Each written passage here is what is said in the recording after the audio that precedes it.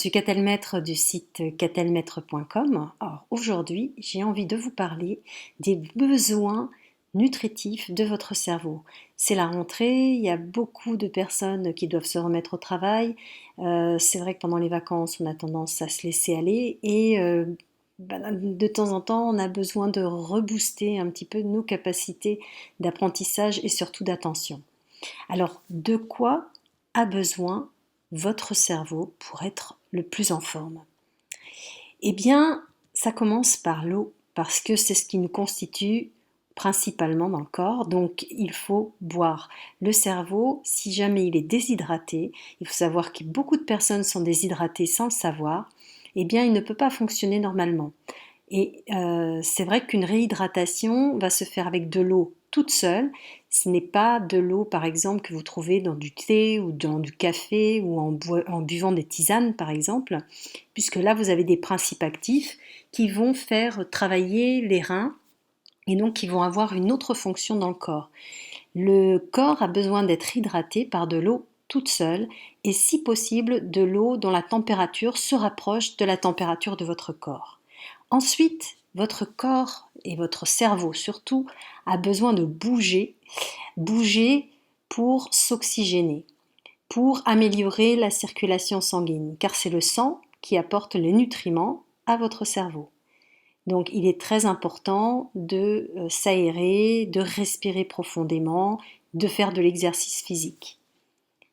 Ensuite, votre cerveau, il a besoin d'aliments frais, de légumes, de fruits qui sont frais, pour apporter justement toutes les vitamines, tous les minéraux qui lui sont nécessaires pour mieux fonctionner.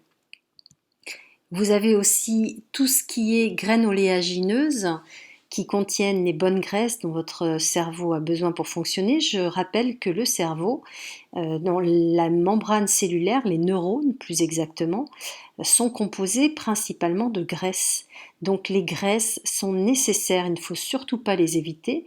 C'est juste qu'il faut faire attention à la qualité de ces graisses et évidemment ce sont des graisses non cuites qui vont apporter justement une protection, une meilleure perméabilité aux membranes cellulaires, de façon à faire rentrer les bonnes choses, les nutriments, mais aussi faire sortir tout ce qui intoxique les cellules.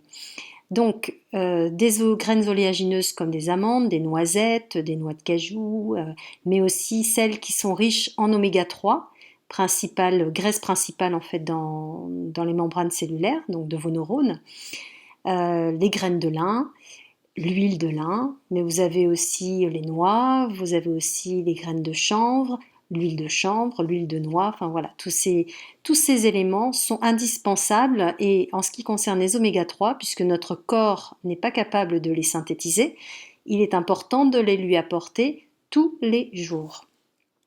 Ensuite, eh bien, des protéines. Alors les protéines, on a les protéines animales, bien sûr, le poisson, la viande, les œufs, mais les protéines aussi végétales.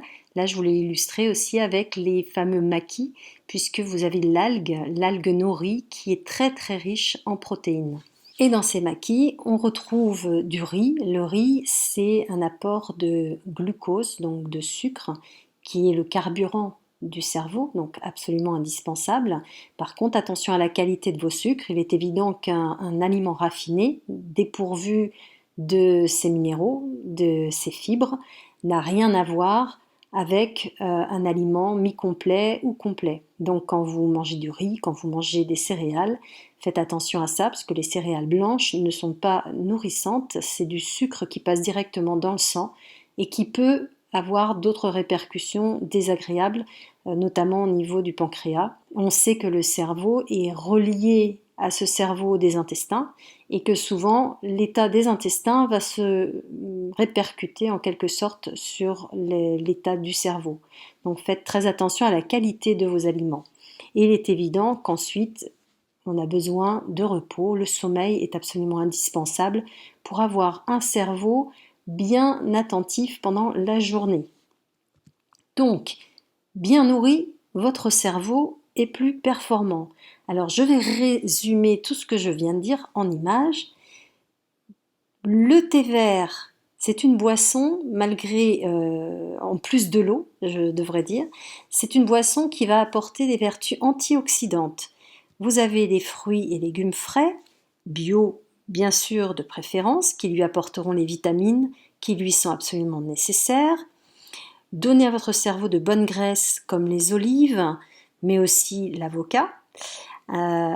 Et puis aussi les graisses qui sont riches en oméga 3, et vous avez aussi la possibilité de consommer de la noix de coco avec parcimonie parce qu'elle améliore les capacités cérébrales.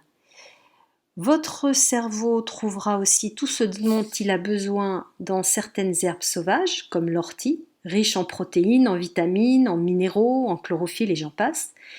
Vous lui donnerez sa dose en sucre avec les légumes bien sûr, les fruits, mais aussi les céréales, comme le quinoa, le fameux riz inca, le sarrasin, l'épeautre, le sarrasin n'étant pas une céréale en fait, soit dit en passant.